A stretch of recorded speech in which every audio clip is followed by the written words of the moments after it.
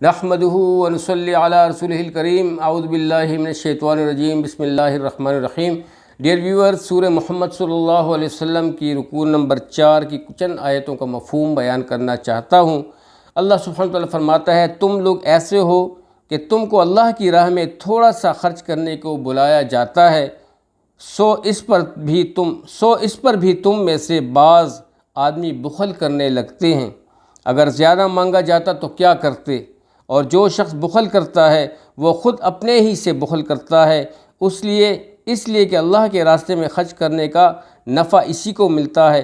اللہ تعالیٰ تو غنی ہے، اس کو تمہارے مال کی پرواہ نہیں، اور تم محتاج ہو دنیا میں بھی اور آخرت میں بھی، اور اس لیے تمہیں صدقہ کا حکم دیا جاتا ہے کہ اس کا نفع تم کو پہنچتا ہے۔ اور اگر تم اللہ سبحانہ تعالیٰ کے احکام سے روح گردانی کرو گے تو اللہ سبحانہ تعالیٰ تمہاری جگہ دوسری قوم پیدا کر دے گا، اور پھر وہ تم جیسے روح گردانی کرنے والے نہ ہوں گے بلکہ نہایت فرما بردار ہوں گے۔